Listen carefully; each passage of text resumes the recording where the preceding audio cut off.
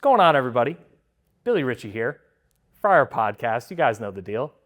And tonight, we have a really special edition of the Friar Podcast with a very accomplished Friar alum, a Big East regular season champion, a Sweet 16 participant, and an all-out, all-time great Friar Big.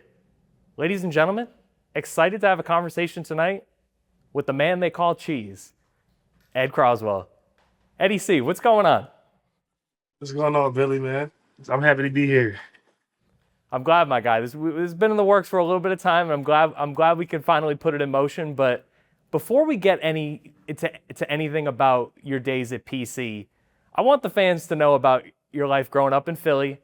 You know, I mean, I may not agree with you being an Eagles fan and a Sixers fan, but I know you rep your Philly teams. Why don't you Yeah. talk about your upbringing, playing sports, and obviously being a big Philly sports fan? Uh, my upbringing, I'm from Philadelphia, PA. I grew up near Temple University and stuff like that. Uh, Moved in and out of the city. Lived up in Norristown for a little bit. Lived and came back to Philly after that. My upbringing was like different because some people start playing basketball like at a really young age, and I didn't. Yeah. I didn't start playing basketball till like I would say till I was like 7 or 8. And that's probably young to some people, but like I know like to some other people that 7 or 8, that's like you behind it a little bit because everybody else started like playing basketball following with it like at like 2 or 3 or 4, you know. But yeah, I started playing basketball, man. Uh and then I didn't play anything serious. I was just hooping with my friends and with my dad, you know. On the parks out here in North Philly and stuff like that. And then when I started taking basketball serious is probably when I got to like middle school, and it was a year before you can join like JV. I mean, not the like the junior varsity team in in middle school. I don't know if they do that still, like middle school, high school thing. Like I think some schools here in Philly is like combined, like some middle schools like are adjacent to high schools and stuff like that. But like I was younger and I was trying to get on the basketball team, but I was too young to play with the team, so I would practice with the girls team, and and then that's when I like start playing like serious. I was like, all right, play with the girls, and then like I'll try to sneak in the men's basketball practice and play with them with the main team, and and then like the coach like start giving me some runs and stuff like that. His name like Adam Fusco, and that was middle school. And then when I got old enough to play with those guys, the next year it was like that was like my real first year playing because I used to go down to like the Powell Center and play basketball there. And then that's when I just like got obsessed with basketball. I started doing research in my history here, like some greats that we had here, like list goes on from like Kobe to Chamberlain to with some of the other guys that came from like a Jalen Duran, Rasheed Wallace, and stuff like that. So like, there's a lot of guys that came from this area that are doing the big time, that had a big time career, and I just like looked at them and tried to follow that suit and see what they did. And the education, basketball, sports routes was the best way for them to get to that point where they were. So you know, um, then I started getting seen by some people. Like I wasn't always like the same position like how I play right now. Like I was smaller than everybody. I was a guard. Yeah, I was just out there chucking shots just like everybody else. But then I started like getting taller and more athletic, and then people start paying attention to me a little bit more. And then yeah, and then that's how my career just started from there. Right around that late middle school, high school, early high school area and stuff like that. It's crazy to think about you being a guard. Yeah, yeah, But yeah, I mean, you know the history of where you come from, and absolutely at the time, especially, it was really just a little bit before the NIL craze, right? It's like the path is to go to college and then try and play professional. And right, your first stop was at Lasalle, right down the street, yeah. in Philly. And I'm sure that was a pretty unique experience because you got to play in front of friends and family. But you were really effective your freshman and sophomore years. What was it like playing at Lasalle before PC? Um, the early part of my college career was actually kind of crazy because going into my freshman year, I was trying to like get qualified to go to school and stuff like that. and was waiting for ACT scores. Like I had got some scores before, like my earliest tests. Would probably be like in the December time, and I was waiting for that score to come. And my summer scores came before that, so I was trying to super score things to make sure I like qualify for college. And it was crazy because like the prep school that I went to, St. Joe's Prep here, was like one of the better schools in the city, and you had to like really have good grades to stay on the team and be eligible, you know. So I had to really lock into like the school aspect because there I feel like I learned more stuff there than I did anywhere else in life because the academics was so well. And then so to go to LaSalle in front of my hometown was like one of my first couple offers. And they like put it on the table with me and they were like, we want you to commit now. And then I didn't commit on the spot. I was like, you guys gotta like give me a tour and stuff like that. You know, the full routine that you do with they were trying to make me commit on the spot.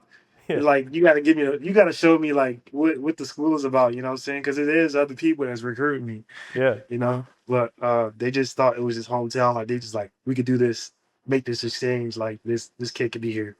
But no, like so I waited till like the weekend and I won the tour with my mom and my little brother. And they showed us a good time and stuff like that. And yeah, I fell in love with like the hometown vibe, you know, being in front of family and friends, and then also seeing other people that could like that came through that school, like a Lionel Simmons and a Tom Gola. That's an older name and stuff like that. But BJ Johnson, which is more recently, like Galloway that went to that school, like guys like that. I just looked at their track and see how they got through, and I was like, you know what, maybe I could do the same thing. I like just like them. I just got to work a little bit harder. Probably not as talented as they were, but you know, but my work ethic probably got me through a lot of things there. And then going into my sophomore year, I took a big jump from my freshman year, from like being out of shape, getting into shape, then learning how to use my body. Like it was weird as a freshman because you feel like you get you get thrown into the fire, and based on how you react is how your coach is gonna know how you're gonna develop. You know what I'm saying? So like, if you go into the game and you're scary and like you're passive and you're attentive, then they know that you might not have the heart for that competition or something like that at that time. So, but from I think like from game one, I was doing pretty solid as a freshman in the first couple of games, and then I had a tough period where I wasn't getting minutes. And unfortunately, my turn came up after like some players got injured, stuff like that. Then they tried to come back, and guys were ahead of me that were just more like ready for that moment. You know what I'm saying, to play college basketball. And then I finally got my turn, and I played through my mistakes, and my coach let me play. And my main focus was like I know that I might not be the most skilled in the court, but I know I can out rebound a lot of people here and play harder and get steals and blocks and rebounds and like be very active. And then the offensive side, like finishing and stuff like that, that just came just with just being on the court and just working on touch and stuff like that. But yeah, that led me from my freshman year to my sophomore year, and I took my sophomore year at LaSalle, and I try to like say like, look, I see the competition. I had my first year, so everybody, I wrote like names down on the board, like guys who played well against me, guys who did this, that to me, and you know, I use that as motivation in my summertime to get better. So going into my sophomore year at LaSalle, we looked pretty decent. That's where I met Clifton Moore because he For was sure. on the team with me, and he was trying to come there to LaSalle to play, and he couldn't play that year because he had the red shirt because he was coming from IU. And yeah, so that season was a very different season for me because I kind of got featured a lot more, and I kind of beat out a couple guys in my position to play, and I lost a lot of weight and got a lot stronger. Like my body started changing into like from a kid to like a college ready basketball player. I wouldn't say a man yet because that's not. I don't think 19 is a man. You know what I'm saying? Yeah. But just a couple miscommunications happened there at Lasalle. Me and the head coach wasn't on the same page, and a lot of things that we could have talked about better, communicated with both of each other. And one thing led to another, and I was in the transfer portal, uh, looking for a different school to go to. That leads me to like right to Ed Cooley, because I was like one day I was watching randomly just watching like a Big East game, and I just happened to like get a phone call from like Coach Cooley. Like I'm like, hello, who is this? Like he's like Ed Cooley. I'm like Ed Cooley. Like no way is Ed Cooley calling me right now. And like I didn't even like I saw Providence like before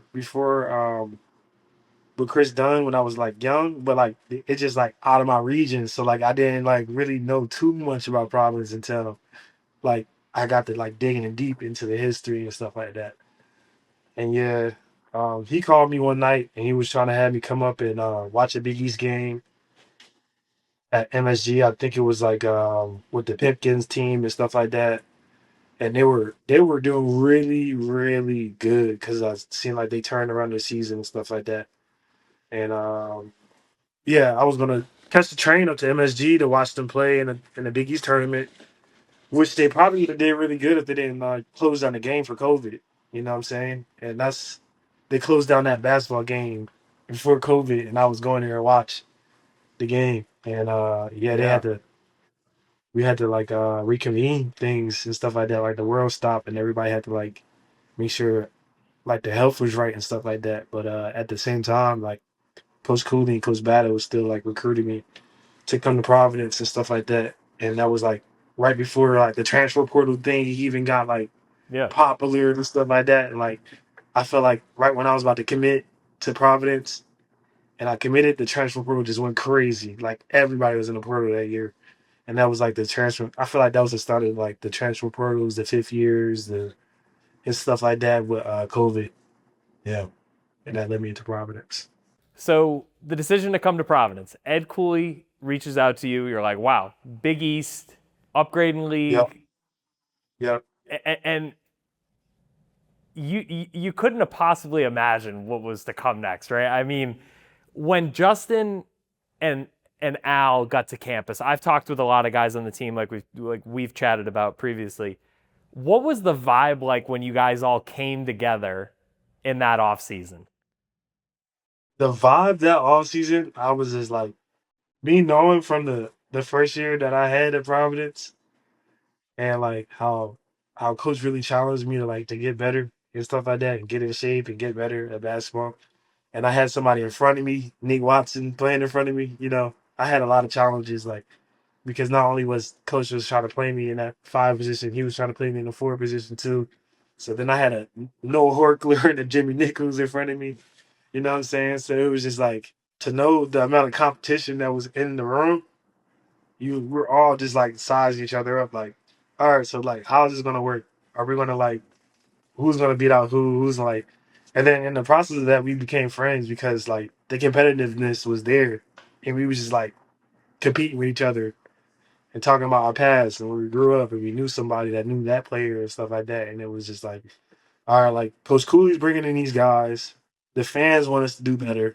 We want to do better. We know we can do better, and that's all we did was just work all summer. Like we worked every day. We played 1-on-1 every day. We ran with Coach White. Man, Coach White killed us every time he got a chance to, and he would be on your behind, and that's why I feel like the mentality of our team came from the list with Coach White. You know what I'm saying? Because a lot of people don't say things about him, but his mentality and the way how he worked us out and stuff like that, it was the mentality of Providence and how we played. Like a killer mindset. We're not getting tired. We're bigger than you, stronger than you, more athletic than you. And we're gonna play hard the whole night. You know what I'm saying? And you guys did. I mean, Yeah. that season was so interesting because you had some like really big wins to start. You had Wisconsin on the road. I remember the Al Durham shot. That was incredible. And then you had the UVA loss but I think there was a lot learned from that loss, right? Yeah. So like that UVA loss is crazy because I was just looking at a picture from college that from that game, and the UVA loss is when we seen like, all right, this is what an NCAA tournament team is going to look like. Not saying that we didn't see that with Wisconsin, but like UVA was like, all right, I think it was like one of them Anthony Bennett, Coach Bennett teams or something like that, Yeah. and um, and we were like, look, this is what is going to be in the tournament. Like this size, this type of defense, like how slow the game going to be. Like after we left that game and how physical you got to be. Like I felt like after we left that game, we were like, oh, we can be a lot more physical than we were. Like we can play a lot more tougher. And then after that, it just something changed and we hit a big stride. What's going on, Friartown? Billy Ritchie here of the Friar Podcast. As you guys know, I've been talking about this for a little bit. Been talking about our sponsor, Deal and Ducks. It's a game for Friars by Friars. It's a mobile card game. Check it out. It's in the App Store. It was made by two Friars that I know personally. I think you'll enjoy playing the game. I enjoy playing it myself. I enjoy challenging Kevin, again, or Teddy B, to a game, and of course, crushing both of them. Super fun to pass the time. I'm not good at cards usually or online sports betting, but let me tell you, it's a good time every time. Check it out in the App Store, Deal and Ducks, go Friars. I think about the Xavier triple overtime game. We were talking about this before we started recording as like one of the better Friar games I've ever watched in my life. And I'm, as you know, I'm a lifelong PC supporter. Yeah. What was that game like just to be in there and then like watching JB cook? Man, it was just like, so watching JB cook was good because if you were there at the gym seeing how hard he worked that summer to get himself in the best possible shape he possibly could in his game, he was cooking because the year before he didn't play and Right. people didn't really see him play at all at Providence before that. And he was coming from St. Joe's. So like it was just like less than we could do. And then he got in the game and you know what I'm saying? And he Yeah. hooped like I watched him do that at St. Joe's playing really well as a freshman, you know what I'm saying? JB could always hoop like that. And then just seeing him go crazy in that game, like with all confidence, it was crazy because, we seen the work and I've seen him when he was before he got to that level in A10.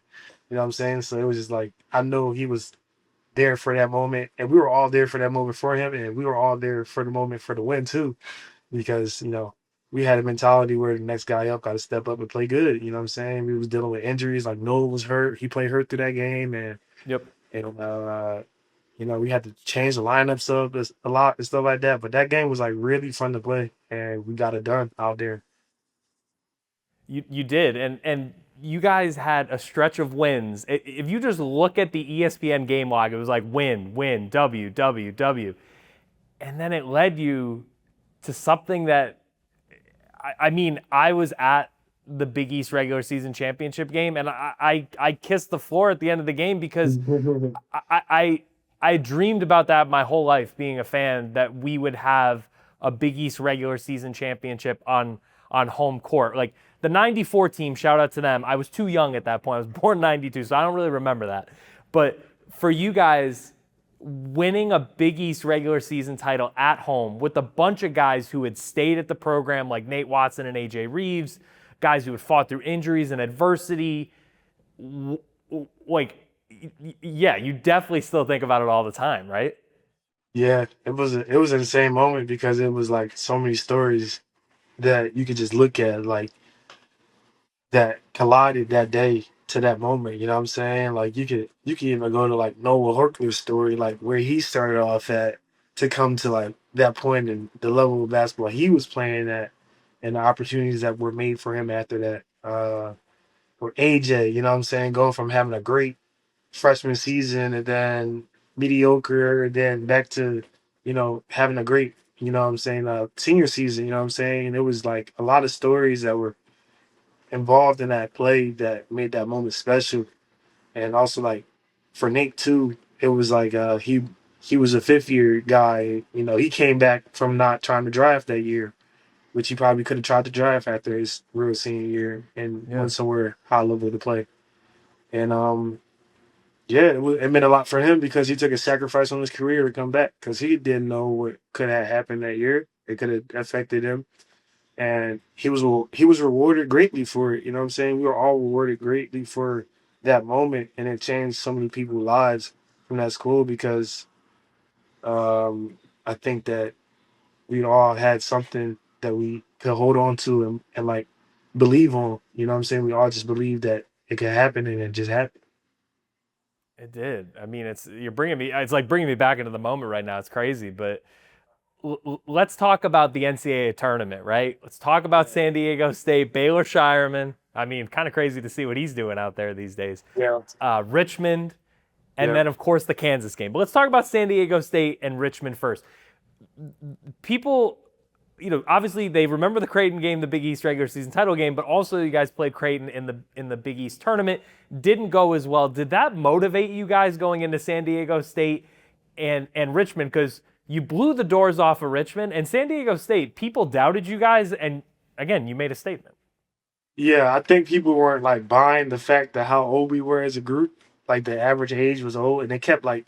I remember we rewatched the game and like Providence basketball team is almost the same age as the OKC team. You know what I'm saying? It was Yeah, just like I was like, why are y'all saying that? It's like it's not our fault because of what happened like health wise with the world that yeah, stopped our careers from going to that point. You know what I'm right. saying? But from losing that game to Creighton was crazy because we blew the doors off of them at Providence for the Big East championship game, and then they came back and kicked our behinds, and I guess like their coach wasn't playing, and he really got on them, and so from our aspect, like you know, we were just like, man, like what did we do? Like, did we mess up like our seeding and stuff like that? Like, because our goal was to like win the Big East championship, because like we went and won. We won the regular season, and then we lost the Big East playoffs. You know what I'm saying? And we wanted to go get that. We wanted to get everything that we possibly could, and even like go to the championship of the NCAA tournament. We wanted everything that year, and I thought we could have got it, but we came up short on that one game in Creighton, and it was just like I'm happy that we lost that one there, so we wouldn't go to like you know, March Madness on a high and stuff like that. We got knocked off our like little pedestal that a little bit to help us be ready for that next basketball game. Yeah, I mean, Richmond. I was at a wedding, and it was a Friar wedding, and we all had the game on our phones, like as the wedding was about to take place, and then at the cocktail hour, and you guys were just blowing their doors off. And I Yeah, actually remember Coach Ivan Thomas's speech before the game. That was yeah, pretty lit. man, Coach, man, that's crazy to speaking about Coach Ivan, man, because Coach Ivan, I call him Reverend Ivan. You know what I'm saying? And he gonna bless you before you go to battle. He gonna bless you for sure before you go to battle. And he was also another heart and soul of our team too that a lot of people don't talk about. Because Coach Ivan, he was good at like giving you confidence and making you believe that like you were that dude. You know what I'm saying? He made you believe that you were that dude. He tell you that you put work in. He tell you that you're like a bad person. You know what I'm saying? So like he uh he really helped us stay confident with that. And we went down there and beat Richmond. It didn't feel real almost because they were playing so well, and I was like looking at it like you know, they don't play the same style of basketball as us. Might be a tricky game, but we went out there and we did our thing. We crushed them. And then Kansas. I mean, Yeah. this is all you, bro. I remember seeing you out there on the floor. You were focused. You were locked in. Like Yeah, man. what do you remember I about was that game?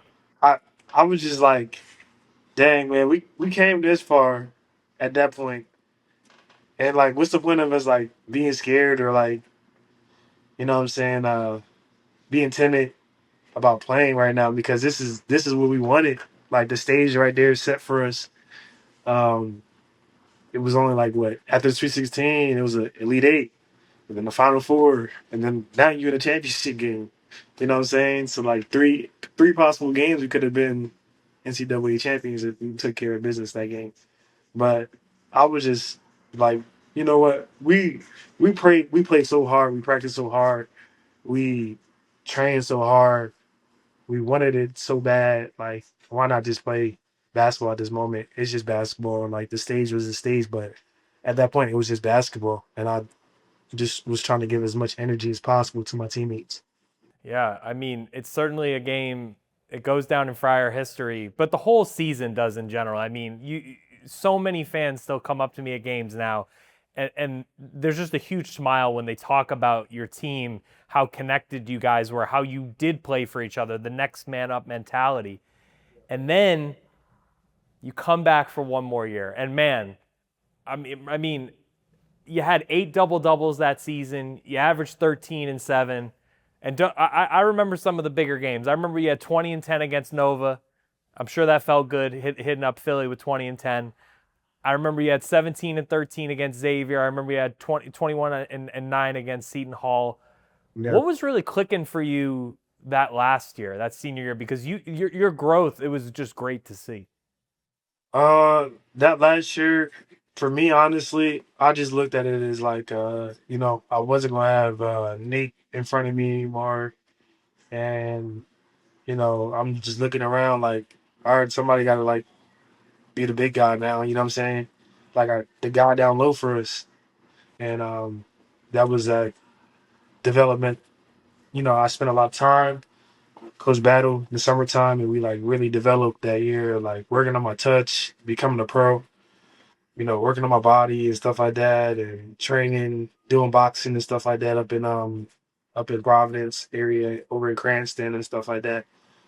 Um, we're over if you know who Boo Boo is, Boo Boo the boxer. I don't know, he's a Providence boxer, so like I'll train over there with his guy Mike, and that was the time where I just like really like got like deep involved in Providence because like I stayed out in Providence this summer and I fell in love with the place. You know what I'm saying? It was a nice city, nice time, and that led up into my senior year where I just felt completely like more comfortable with myself to like to be a more efficient basketball player, a more dominant basketball player, better rebounder, you know what I'm saying? And also a better leader for the younger guys that were coming through that year. Yeah, I mean, and let's not forget you gave Georgetown 25 and 13. I remember that game. Yeah. You had some great performances, and honestly, like I'll just always remember you for that, for the smile, right? Like you got the nickname Cheese for a reason, right?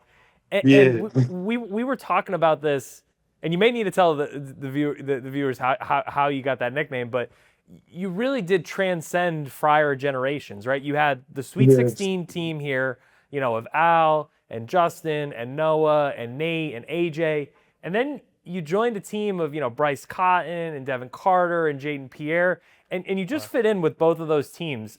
How do you look back on that? It was different because like again, like when coaches like bringing in players, like saying like they're gonna be on our team, and we also had Castro on our bench, who's doing a really, really good for himself right now, Yeah. and we just had another group of guys that were like Pierre. I remember him coming up to the Sweet 16 games. I mean, the games in Providence with that Sweet 16 team. He was coming up to the games and he was like really involved in the school and stuff like that. And he was a Friar from the beginning. Pierre was a Friar, he got brought up through Yeah. high school from Coach Cooley and like those guys recruiting him. And then Dev, see him, he had a connection with Justin Minaya, and Minaya had said really good things about Providence to him and stuff like that. And they just, you know what I'm saying? They had the same mentality, you know what I'm saying? Because their coach that they came from, they're cutthroat guy. He's a cutthroat coach, and he makes them play hard. And like every guy he recruits is like that. Like they play hard, just like how Dev and Justin plays. And I knew he was gonna be good for himself because I was like, he plays hard. He's gonna defend. He's athletic, and his game was coming around to him. And then on the other hand, you had Bryce from Kentucky. He was just a very, very talented player that just needed just needed a little bit more push, and he had a really good comeback story for himself because he was recruited to a high level team and they didn't want him, and he came out somewhere and found a new home. He did, and he was unanimous first team Big East your last year too. That people forget. Um, but let's talk about your professional career, right? You did summer league with Utah and Orlando. How was that? I mean, just to put on that jersey, right, and have Yeah. that feeling. It was fun when I didn't expect Utah to like reach out to me and stuff like that, but when I went there to go do my pre-draft workouts and stuff like that with them, they showed me real love over there, and the guys were really welcoming and stuff like that. Then I met Chris Dunn there. I was like, hold up, this like Chris Dunn? You played in prom? Like what? Yeah. This is crazy. Like I'm a pro now. Like I'm talking to other pros. They just came. They were where I was many years ago, and they're still playing high level basketball. So Yeah. like it was a fun moment to see like the highest of the high basketball players and stuff like that, like a Larry Markkinen and like a Walker Kessler, stuff like that, and practicing against those guys every day. Keontae George, it was amazing. You know, got to see him firsthand every day and how good he is. But that was a really like fun moment for me to see NBA on a professional scale. They had everything well organized. They took care of the players. The facilities were nice. The fans loved them. And I was like, wow, this is what professional basketball is like. It's more than just a game. It's all the other things that are built into it and stuff like that. So it was nice. It was a nice experience. And then it led you to overseas with stops, I believe, in Germany, in Lithuania, in Turkey. Yeah. But now it seems like you found a home in Italy. And I mean, you had a great season last year. I think you averaged close to 16-6 in Italy's top league with some of the best ballers around the world. Yeah. What's the Yeah. experience been like for you as a man and as a ball player now getting settled overseas? I constantly been like looking for a place to like call home, after leaving PC, because just being on the move so much and being with a different team every year, basically until I got to this point. I was just trying to find somewhere to call home and build a nice career for myself. And playing in Italy, I felt at home, and this team felt right since the day I've been there. You know what I'm saying? So I didn't look back at or second guess the option to like return in again. Yeah, I mean, I think, and I've talked about this with Kyron Cartwright. Funny enough, people don't realize it is hard initially when you're first getting out there and, learning. People are speaking a different language and it's a different bank account, and you don't have a relationship with the coach or some of the guys on the team, and it could Right, definitely be turbulent. right. And I think that like if you find places that people really appreciate you, that it's going to be a lot more easier for you. If you are in places that you're not appreciated at, it's going to be hard for you. You know what I'm saying? Like the guys, the guys are going to really push you to like get their most money out of you because you're an investment now. You know what I'm saying? Like Yeah. they pay you to come here and play basketball. You got to produce. And then when you find coaches that you can't like turn your back on because they gave you a great opportunity and stuff like that, and they had your back and you had their back, like you got to go back with those guys because um, it's just only right to do it. And they're going to take care of you and stuff like that. Everything's going to be good for you from a basketball aspect. All right, let's close out with some fun ones, some fun quick hitters. Who was the funniest Providence teammate you had other than you? Oh man, that's crazy to say. We had some clowns, man. Jimmy was funny, man. Jimmy Nichols was funny. I can see Jimmy Nichols being funny. Yeah, man. Jimmy was a clown, man. Then Alan Bree, man. Alan Bree and Castro, them two together, clowns, like absolute clown, pure comedy. And then I'll probably say Quante. He was funny, and Jan Pierre was funny. Those two funny guys, man. We had some good times, some good laughs. And Dev Carter was funny too. Man. We just the whole team was a bunch of clowns actually. Like when we all got together, and like that's what probably made it fun because everybody was like the serious level was there on the basketball court, but off the court it was totally untamed. Is the Big East regular season championship your favorite game of all time? Uh, At Providence. I don't know, man. I don't know if it was one of my favorites. I think I got two other favorite games than that. When I feel like um I feel like the Marquette game my senior year at Mm-hmm. home, Mm-hmm.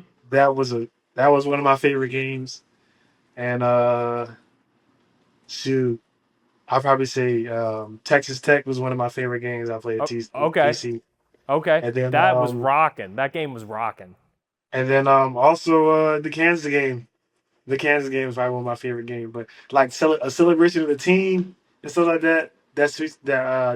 Championship game, that was a fun game to be. But the harder games where it was like we was fighting so much and we had to get through this, overcome this. That was like one of my favorite games. You know. For sure.